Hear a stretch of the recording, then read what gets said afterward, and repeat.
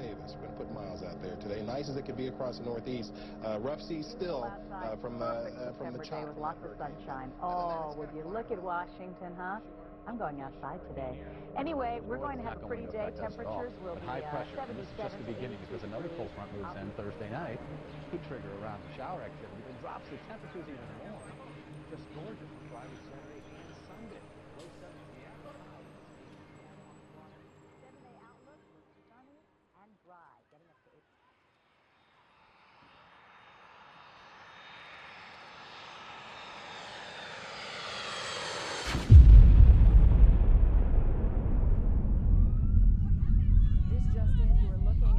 Obviously a very disturbing live shot there. That is the World Trade Center, and we have unconfirmed reports this morning that a plane has crashed into one of the towers of the World Trade Center. There is more and more fire and smoke enveloping the very top of the building, and as fire crews are descending on this area in New York City, and it appears to have crashed into, I don't know which tower it is, but it hit directly in the middle of one of the World Trade Center towers.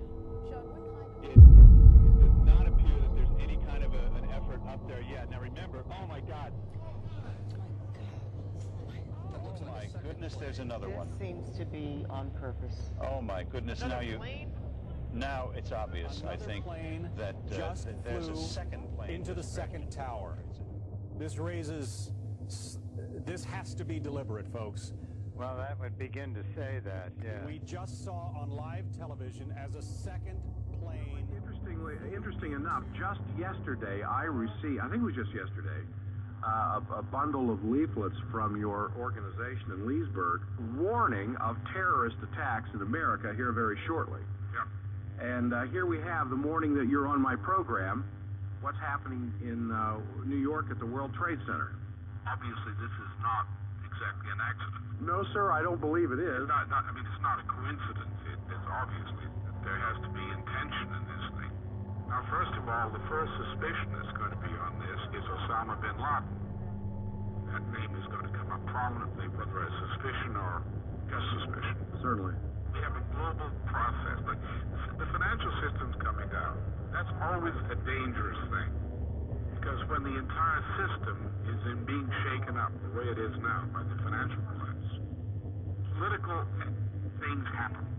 Because various people try to intervene and orchestrate events by spectacular interventions, which will change, shall we say, get public attention off one thing and put it on another. What? A plane? A plane has flown into the Pentagon. They've had an explosion at the Pentagon now. It is confirmed now on several news sources that the Pentagon is experiencing explosions right now.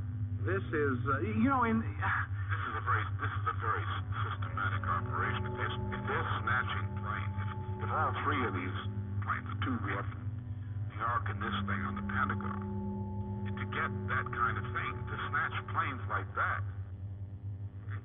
this means that there's been some kind of either incompetence or a fix on the whole security operation. Because you can't get this kind of thing without a real good on the security side. So somebody in charge of security was not really very effectively in charge. You can't go around snatching planes in a coordinated fashion. Like this, you can't do it. Somebody has to be. You don't know, we're going through a period in which either we do the kinds of things I indicated in summary to you today, or else what you're going to have is not a government. You're going to have something like a Nazi regime. What you're going to get with a frustrated Bush administration, if it's determined to prevent itself from being opposed, its will, you're going to get crisis management, where members of the special warfare types of the secret government, the secret police teams and so forth, will set off provocations which will be used to bring about dictatorial powers into motion in the name of crisis management.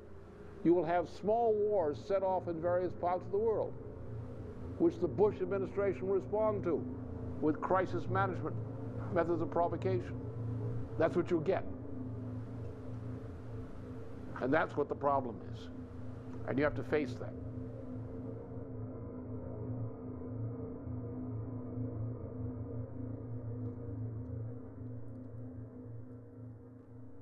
8 months before the September 11, 2001 attacks, Lyndon LaRouche forecast that due to the oncoming economic breakdown crisis and the makeup of the incoming Bush administration, the United States was at high risk for a Reichstag fire event.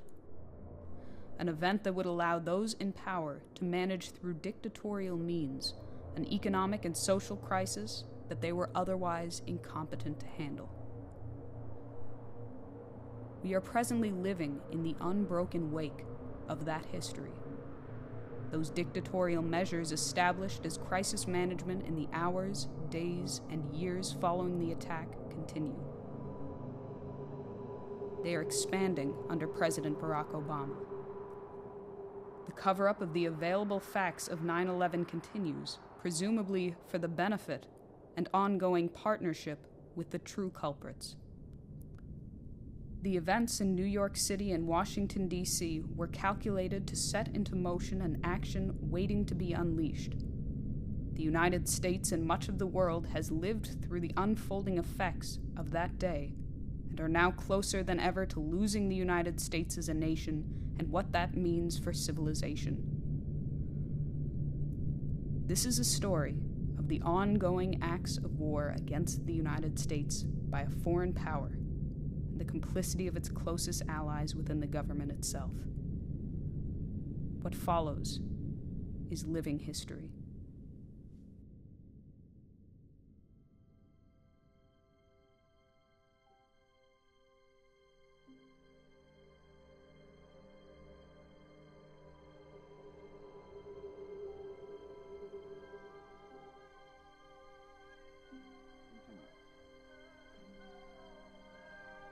It was 1979 in the capital city of Kabul, Afghanistan. The sitting government was faltering to stave off attacks launched by a grouping of increasingly better-equipped rebel fighters, the Mujahideen.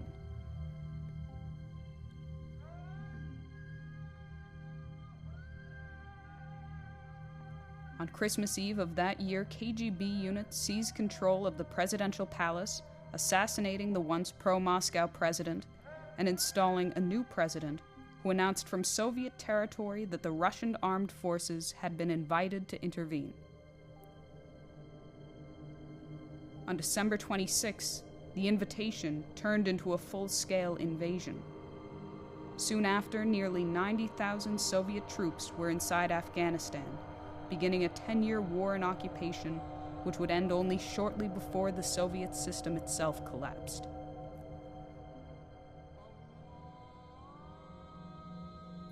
During that period, an immense asymmetric warfare capability would be built up in the region.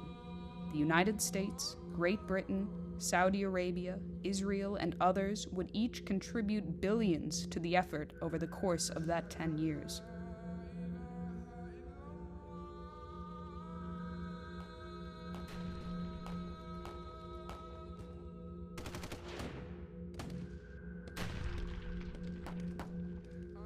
The funds would go toward building a financial nexus to support the clandestine operations.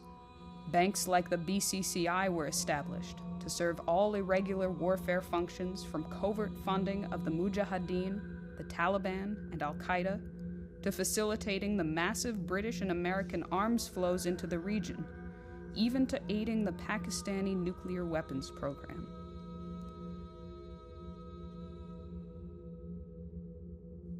Funds would also enable the buildup of the now trillion-dollar dope trade out of a region where prior to 1979 there were virtually no opium plantations or heroin refining. So you have a history of financing covert wars and resistance operations through the use of opium, and it was a British policy.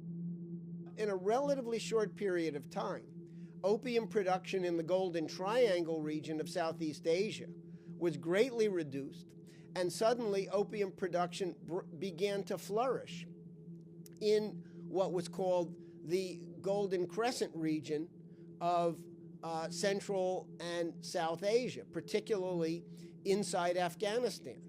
Between the U.S. official funding and the matching funds that were provided by Saudi Arabia, pretty much dollar for dollar, you still could not account for the overall costs of this very extensive military operation using a surrogate Afghan Mujahideen apparatus made up of not only Afghanis, but people recruited from all of the ghettos, the most impoverished areas of the Maghreb region of North Africa.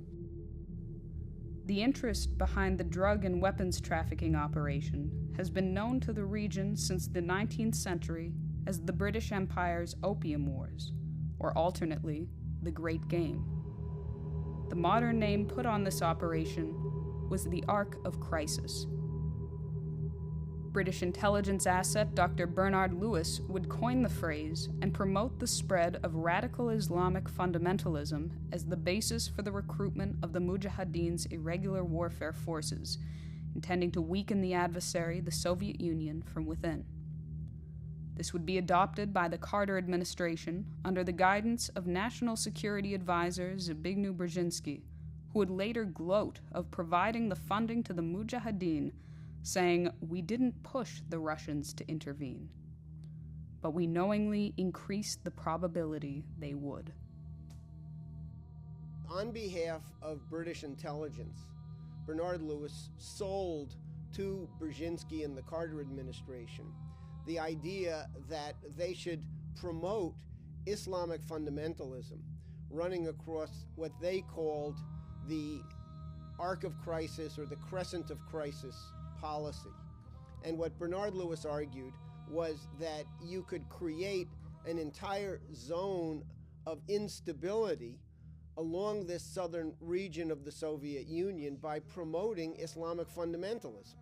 Brzezinski bragged about the fact that he had gotten President Carter to sign off on an intelligence finding in the early spring of 1979, activating what would become the Islamic fundamentalist Afghan Mujahideen apparatus.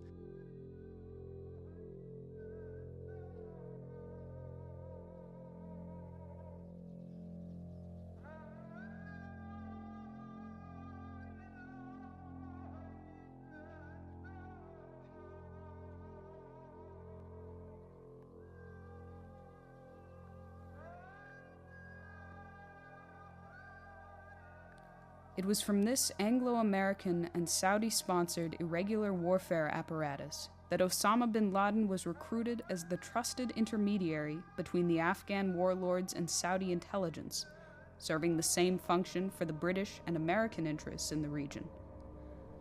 Following the war, Osama remained a protected asset. In exchange, he would be given safe haven in London, where he maintained a fabulous private residence in the wealthy suburb of Wembley until the year 2000. The Saudis have renounced any formal ties with bin Laden. However, despite official denials, bin Laden would meet regularly with Saudi intelligence minister Turki bin Faisal and the CIA throughout the 1980s, and from available information, he would be protected by Saudi GID in cooperation with Pakistani ISI even throughout his house arrest in Abbottabad. Bin Faisal's chief of staff, Ahmed Badib, would later say of bin Laden that he developed strong relations with the Saudi intelligence and with our embassy in Pakistan. We were happy with him. He was our man. He was doing all what we asked him. Americans are asking, who attacked our country? The evidence we have gathered all points to a collection of loosely affiliated terrorist organizations known as Al-Qaeda. This group and its leader, a person named Osama bin Laden, are linked to many other organizations in different countries, including the Egyptian Islamic Jihad.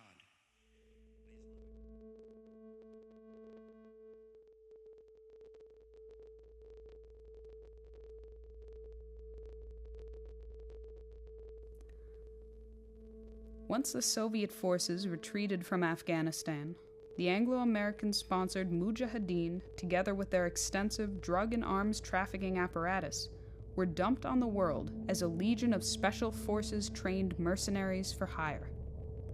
A nearly $1 trillion drug and arms trade that was built up over the course of the war had created an underground economy engulfing much of the former Soviet Union and Central Asia.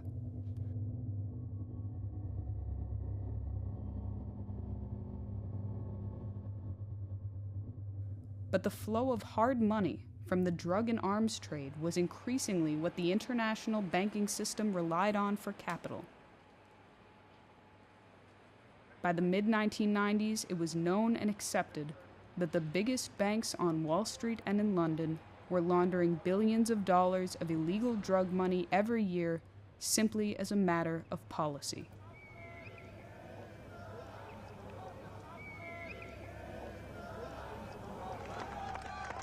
Die Zurückhaltung wird genutzt. Zunächst springen zwei Männer von der Mauer und gehen in Richtung Osten auf das Tor zu. The fall of the Berlin Wall and the collapse of the Soviet system began a new era in world affairs. It was a time that could have been defined by the Strategic Defense Initiative, the East-West economic reconstruction proffered through circles in the Reagan administration by Lyndon LaRouche, but became a turn toward a new Roman Empire, the system of globalization, inaugurated through the partnership of British Prime Minister Margaret Thatcher, President George H.W. Bush, and French President François Mitterrand.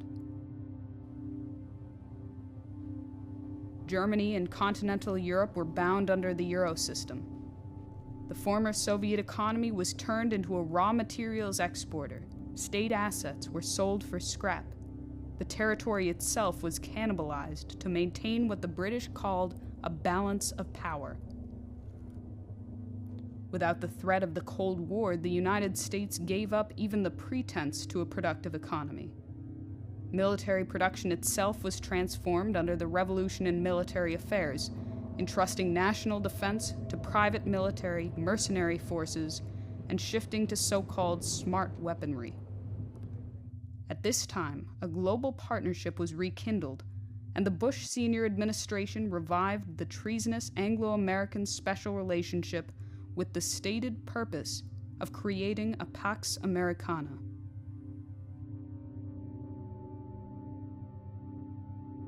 That doomed system of globalization depended on the stepwise ratcheting down of production, moving high-paying, high-skill U.S. jobs overseas, decreasing standards of living, while increasing nominal values in the financial sector. With the sequential crashing of fictitious asset bubbles, the telecommunications bubble, the dot-com bubble, and soon the housing bubble, new means were required to hold that system together. Nothing less than a veritable fascist dictatorship over the nation wielding the greatest military force and the greatest economic force would make a suitable partner in securing that globalized system. But it required a casus belli. In early January of 2001, before the inauguration of George W. Bush as president, I warned that the general nature of the catastrophe would be that the U.S. economy would be a failure. The policies of Bush would be a total failure. We were headed into a downslide, which in fact has happened all throughout this period. And the thing we had to fear from inside the U.S. government, that someone would set off a form of terrorist incident within the year which would shock the nation into submission. Now, certain facts are not known, and I shall not say what I know now, but I shall say that I do know, beyond doubt, that 9/11 was an inside job.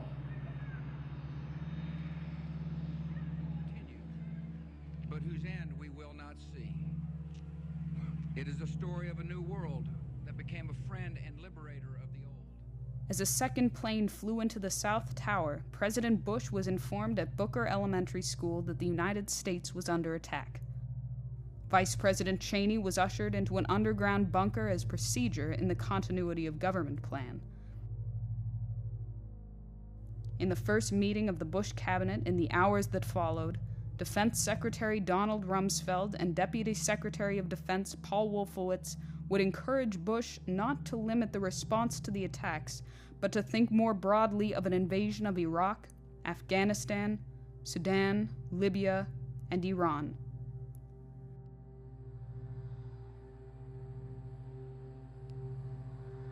In the next 24 hours, all flights in U.S. airspace were grounded, yet a private aircraft landed in Washington, D.C., carrying the head of the British Secret Intelligence Service, MI6, and the Deputy Chief of Britain's Domestic Intelligence Service, MI5. Later, CIA Director George Tenet would reflect, saying, "I still don't know how they got flight clearance into the country."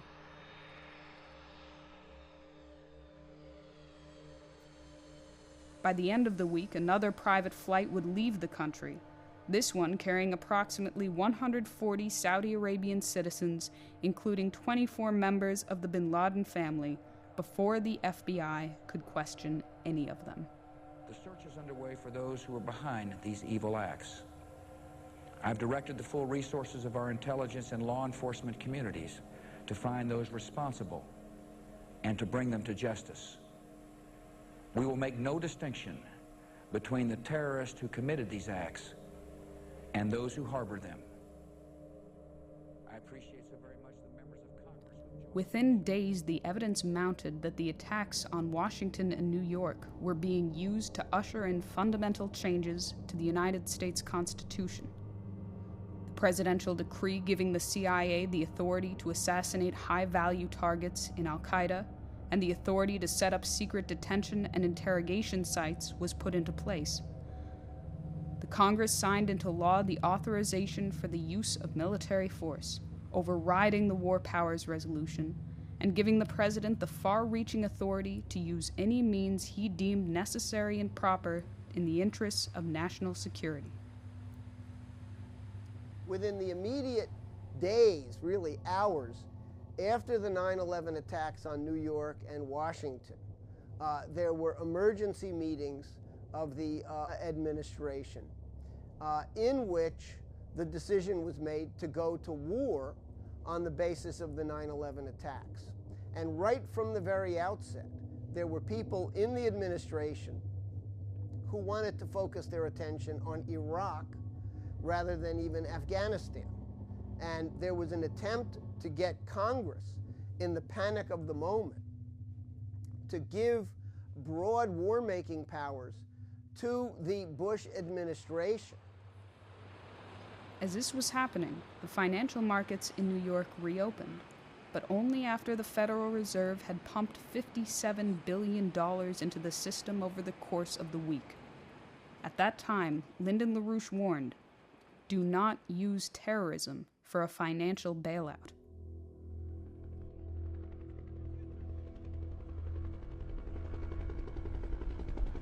By early October, the United States had declared war on Afghanistan.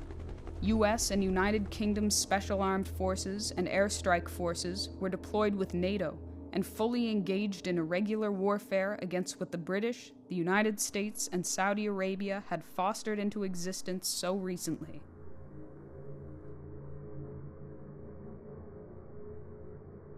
Too soon, what many Americans had seen as their guaranteed rights as citizens were being fast eroded. Whatever trust was invested in the government was turned to deep pessimism, as was any idea that justice was being served for the attacks against America. By 2002, it was clear, particularly in military circles, that an additional sacrifice would be demanded of young men and women to no purpose, this time in Iraq.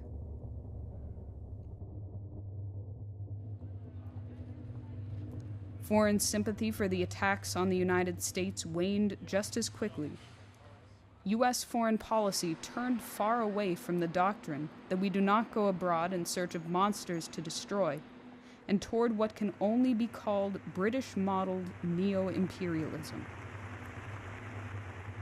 We are all internationalists now, whether we like it or not. We cannot refuse to participate in global markets if we want to prosper.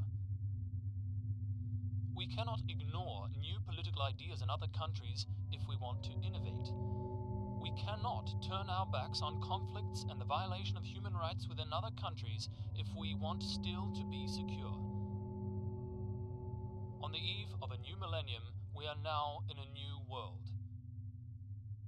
We need new rules for international cooperation and new ways of organizing our international institutions. America has no truer friend than Great Britain. Once again, we are joined together in a great cause. So honored the British Prime Minister has crossed an ocean to show his unity with America. Thank you for coming, friend.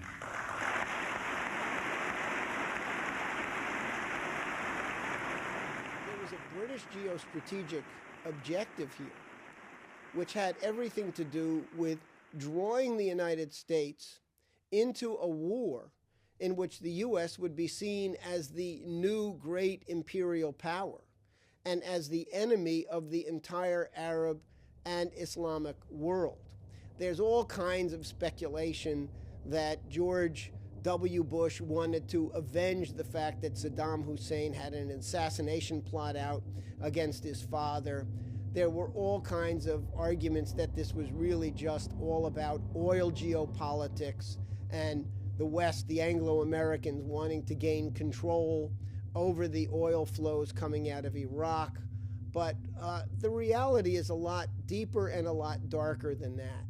And if you don't understand the fundamental hatred of the United States in the minds of leading circles within the British oligarchy, going all the way back to the time of the American Revolution, then you miss some of the most fundamental aspects of why the United States was dragged by its nose into this Iraq fiasco.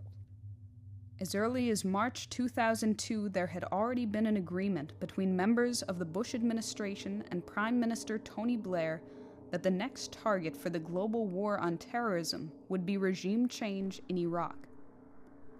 By July, the Downing Street Memorandum made clear that the intelligence and the facts were being fixed around the policy. The lies from Vice President Dick Cheney and Tony Blair were obscene and continued up until the March 19th invasion.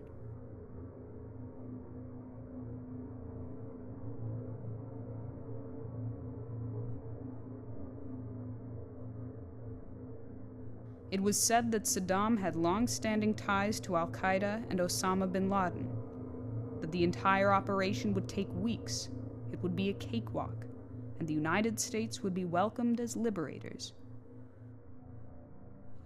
And finally, that Saddam Hussein had stockpiles of weapons of mass destruction and a nuclear weapons program, claims based on the intelligence that the government of Niger had sold 500 tons of yellow cake uranium to Iraq.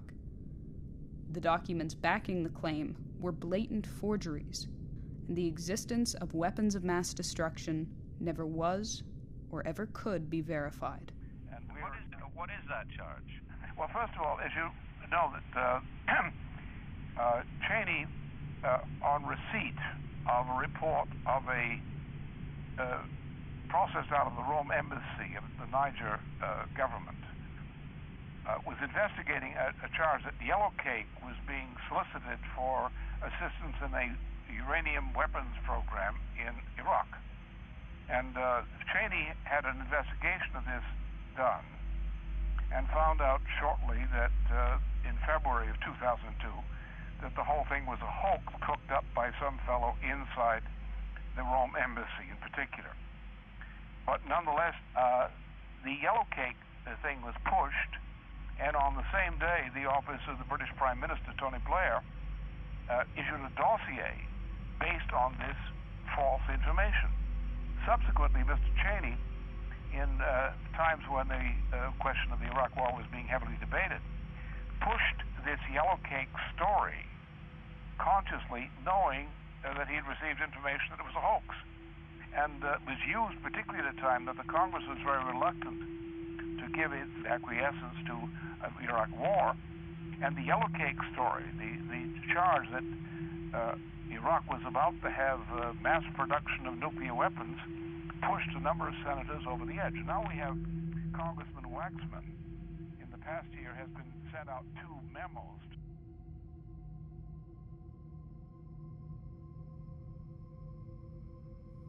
By winter of 2003, the anti-war demonstrations had grown immense. The largest protests in human history took place February 15th in cities around the world. At the United Nations, leaders representing billions of citizens in Asia, Africa, Europe, and South America opposed the war. And the head weapons inspector failed to uncover WMD stockpiles corroborating the US and UK justification to go to war. This stained the operation as a war of aggression, which can only be dealt with by bringing charges of war crimes against its authors.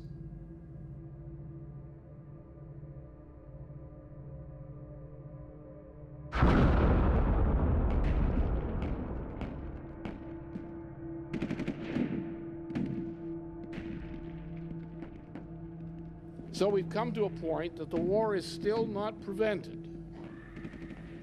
But we have seen the world move from a point of pessimism about an inevitable war to a strong conviction, even from leaders of nations who had shown cowardice or wavering beforehand, who are now determined on behalf of the human race as a whole, this war shall not happen.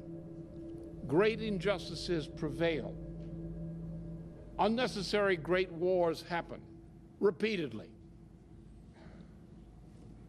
But nonetheless, sooner or later, again and again, the people realize they cannot be fooled all of the time.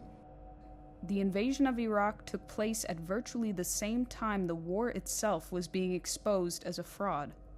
As the Iraq campaign began, Lyndon LaRouche, the most outspoken American politician at that time, was brought onto BBC radio with the understanding that he would sound the alarm. Shortly after the invasion began, there was a surge from whistleblowers in the United States and Great Britain who were bold enough to risk their careers and their lives to expose the fraud of the war.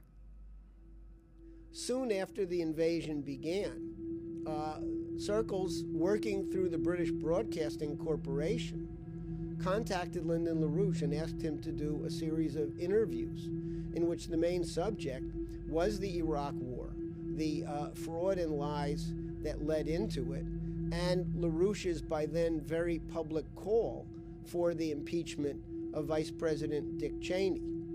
During the exact same time frame, Dr. David Kelly, a leading British defense scientist who had been one of the weapons inspectors inside Iraq prior to the invasion, went to some of his own contacts at the upper echelons of BBC and tipped them off anonymously to the fact that the dossiers that had been produced by Tony Blair and his staff at 10 Downing Street, people like Alistair Campbell and others, had been, as he put it, sexed up.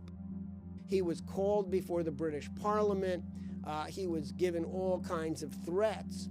And under these circumstances, soon afterwards, his body was found and it was declared to have been a suicide, but all of the evidence, in fact, pointed to a sophisticated murder by British intelligence. The David Kelly case made clear the lengths the British establishment was willing to go to execute the war. The legal attacks against Lyndon LaRouche during that time up to the present day are part of the exact same operation to eradicate adversaries, quieting opposition on the grounds of protecting state secrets or defending national security. All of this was justified by the Anglo-American launching of a new kind of war, the global war on terrorism, begun ostensibly to prosecute those who attacked the United States on September 11, 2001. Yet in the course of that war, in Afghanistan, in Iraq, in the extension of wartime operations to neighboring countries, the illegal detentions, torture, the spying, wiretapping, and presidential signing statements, there was always one glaring omission. Not because the evidence didn't exist, but because fear overshadowed the truth of what was the most unambiguous trail of logistical support for the acts of war carried out against the United States on September 11th.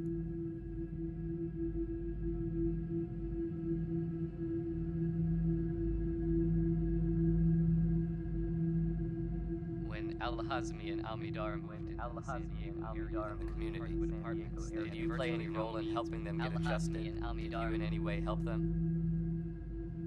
No. No one ever suggested to me that I provide the hijackers with assistance.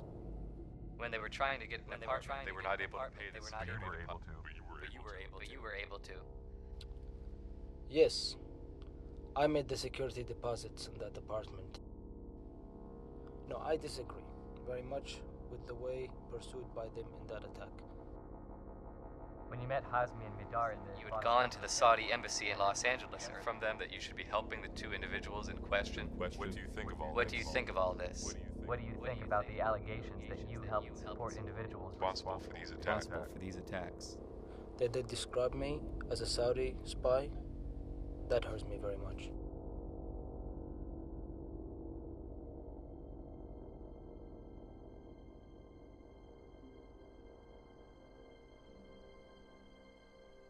When the initial Congressional Joint Committee to investigate the events of 9/11 was convened, certain facts stood out, including a memo in mid-2002 from the CIA stating that there is incontrovertible evidence that there is support for these terrorists within the Saudi government.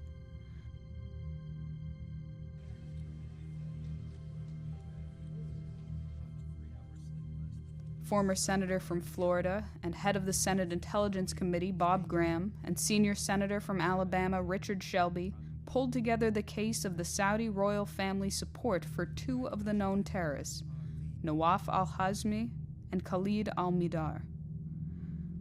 As the committee concluded their initial report in December 2002 and prepared to publish their findings, they ran up against immense opposition. When the committee report reached the president's desk, it was decided that the 28 pages dealing with the Saudi role in the attacks would be removed and classified. When members of the initial inquiry, like Senators Graham and Shelby, were reconvened as part of the official 9/11 Commission, they tried to review the material in the 28 pages, but they were prohibited from looking back at their own research. Senator Shelby, who was the vice chairman of the Senate Intelligence Committee and who was a Republican, reread those pages shortly after they were classified, and I also reread them.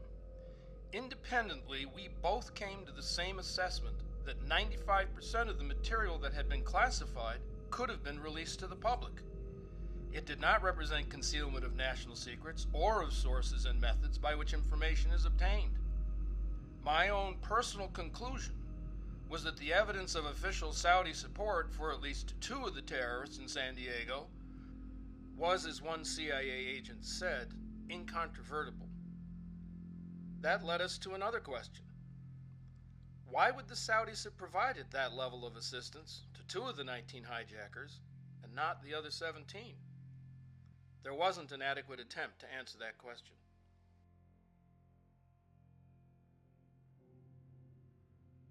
What came to light in the course of the investigation demonstrated decisively that the Saudi royal family and Saudi ambassador to the United States, Prince Bandar bin Sultan, were directly involved in the financing of at least two of the 9/11 hijackers through established Saudi intelligence assets on the West Coast, Omar al-Bayoumi and Osama Basnan. What happened is the following. Around New Year's of 2000, two Saudi nationals arrived at Los Angeles International Airport, and they were met there near the airport by two known agents of Saudi intelligence. One of the agents was named Osama Basnan, and the other was Omar al-Bayoumi. Both of these people were on the Saudi government payroll. So Basnan and al-Bayoumi picked up the two future 9/11 terrorists, brought them down to San Diego, arranged for them to get housing, provided funding for them as they settled in to Southern California, got them Social Security ID cards, and ultimately paid for the two men to travel to Florida to enroll in flight training school, which would be part of the cover for the 9/11 operation. Now, where did the money come from that Basnan and al-Bayoumi used to finance the setting in place of at least two of the 9/11 hijackers? Now, if you tell me that building this whole country and spending 350 billion out of 400 billion, that we had misused or got corrupted with 50 billion, I'll tell you yes, but I'll take that any time. I mean, I see every time all the scandals here or in England or in Europe. What I'm trying to tell you is, so what? We did not invent corruption. Over the course of 4 years, between $51,000 and $73,000 in checks and cashier's checks would be delivered from Prince Bandar and his wife, Princess Haifa bin Faisal, the daughter of then Saudi intelligence minister Turki bin Faisal, to Bayoumi and Basnan, then living in the San Diego area. The money deposited into Bayoumi's San Diego account was sent from the wife of Osama Basnan, Majeda Dwight, to al-Bayoumi's wife, Manal Bajadar. However, the initial transfer to Basnan's wife, made by Princess Haifa bin Faisal, originated from the bank account of Saudi ambassador Prince Bandar bin Sultan at Riggs National Bank in Washington, D.C.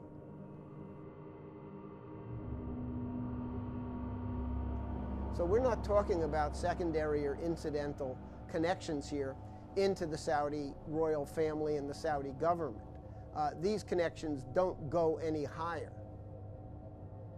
The world has been living under a system which is the 9/11 system, which already existed, as I warned, at the beginning of 2001, before President George W. Bush was inaugurated for the first time, where I said, the world system has reached a point that an onrushing collapse of the system is now in process. And I said then the danger is that something like this will occur under present trends in the United States, and it did occur. And it was called 9/11. Now, without going into the details of what we know and what we don't know about how 9/11 was orchestrated, we know that the only means by which this kind of thing is orchestrated is found in one location, in a financial complex which is centered in the identity of the BAE. Now that's the mystery of 9/11.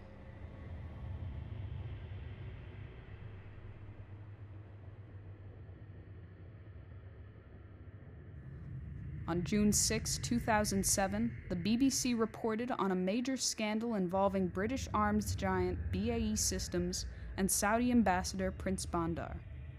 Over the course of 22 years, Prince Bandar had received more than $2 billion in bribes and kickbacks deposited into his bank account at Riggs National Bank in Washington, D.C., for his role in brokering the Saudi-British oil for arms deal Al-Yamama, or in Arabic, the Dove.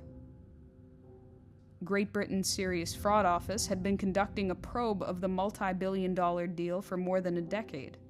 In December 2006, that investigation was shut down by Tony Blair's Attorney General David Goldsmith, just as the case was heating up, and the United States was opening a Justice Department probe into the same affair. The Serious Fraud Office investigation was shut down on the grounds that it was against the interests of national security to pursue the case, and that it would hurt both an important economic and geostrategic relationship with the Saudi kingdom.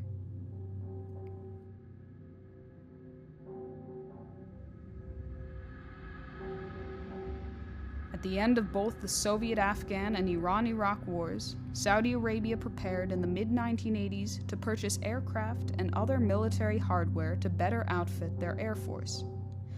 In the United States, any such purchase by the Saudis would require congressional approval. In Britain, under the Defense Export Service Organization, no parliamentary approval was needed. In 1985, Prince Bandar bin Sultan, diplomat to Great Britain, brokered the purchase of 48 Tornado IDS combat fighters and 30 Hawk trainers through British Prime Minister Margaret Thatcher. The two were so trusting in the exchange that the deal was sealed with a simple handshake. The estimated value of the hardware delivered to the Saudis from BAE was approximately $40 billion, not counting an approximate 40% markup on the equipment to provide for bribes and official kickbacks for the relevant parties involved, such as Prince Bandar. In exchange, the British were to receive one supertanker of oil every day, approximately 600,000 barrels of oil per day for the entire life of the Al Yamama contracts, which are still intact to this day. That oil, costing the Saudis roughly $5 a barrel to pump out of the ground, would be sold on the international spot market through British Petroleum and Royal Dutch Shell at market value. By 2007, over the 22-year course of the contract, the most modest estimates for the cumulative value of the oil was approximately $160 billion. The cumulative value of the arms, $80 billion. That left somewhere between $80 to $100 billion unaccounted for. To put it very mildly, the numbers didn't add up.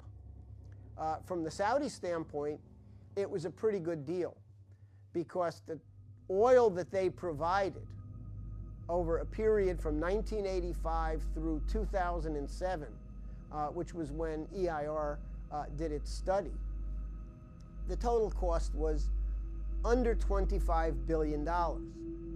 So the Saudis got $40 billion in military equipment and services, $20 billion in bribes and kickbacks, and the total cost from their standpoint was $25 billion in crude oil.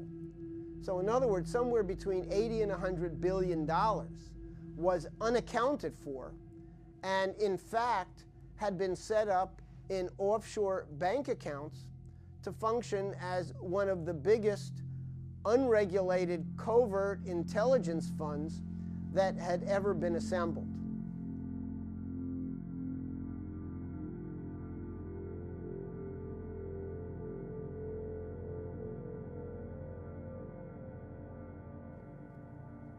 The $100 billion price tag on the BAE Al Yamama slush fund is the most modest estimate. Some have recently suggested the actual value of the fund is an order of magnitude larger. But beyond estimates or speculations, the fund served a specific purpose. A friend of Prince Bandar's from his time in the Royal Air Force College Cranwell in England, William Simpson, wrote in his authorized biography of the prince that although Al Yamama constitutes a highly unconventional way of doing business, its lucrative spin-offs are the byproduct of a wholly political objective, a Saudi political objective, and a British political objective. Al Yamama is first and foremost a political contract. Al Yamama money can be found in the clandestine purchase of Russian ordnance used in the expulsion of Gaddafi's troops from Chad.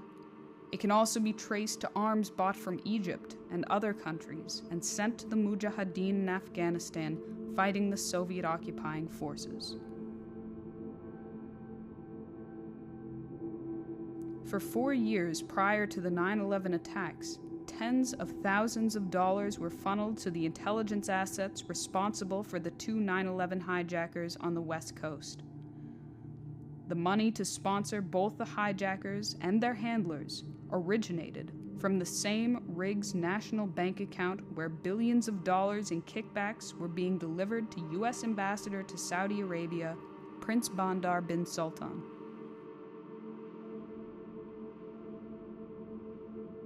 From the available evidence, it is known that the logistics to run 9/11 were provided through the BAE Al Yamama Slush Fund, a British-Saudi political agreement. Presently, the Al Yamama Slush Fund represents the biggest pool of clandestine cash in history. It is protected under Her Majesty's Official Secrets Act and buried in the closely guarded finances of the City of London and offshore, unregulated financial havens under British dominion.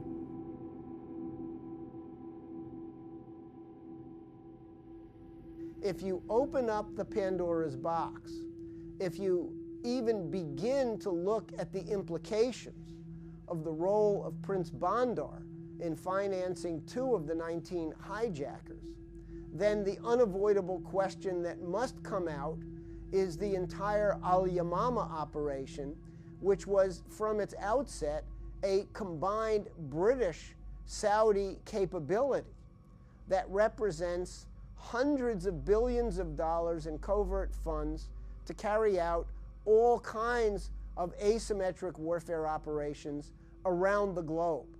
And to the extent that that fund still remains intact to this moment, there are grave dangers and grave implications that have yet to be fully explored because no government agency has fully taken up the investigation.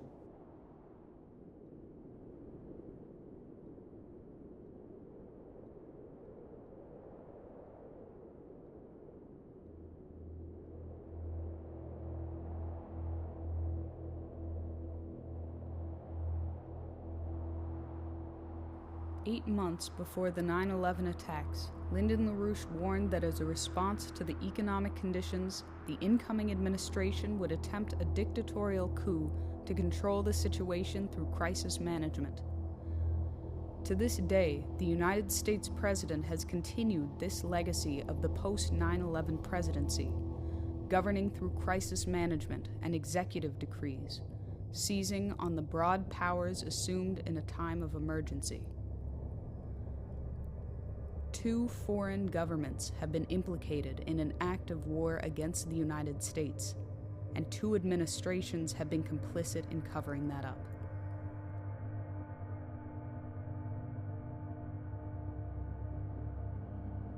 In turn, under the continuing cover-up of the available facts of the 9/11 attacks, Americans have been complicit in perpetrating imperial warfare against other nations. Tens of trillions of dollars have been taken out of the nation's coffers for a global bailout, and the geopolitical and financial ties with those who abetted in that act of war against the United States have only strengthened.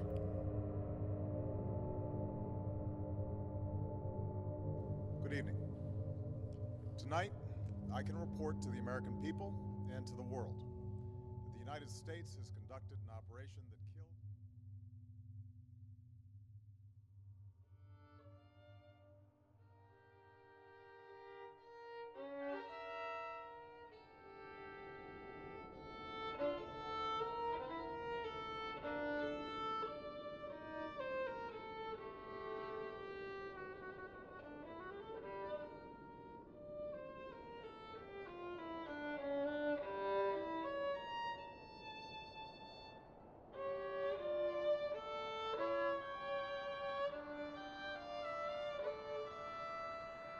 It has been 10 years since the attacks were made.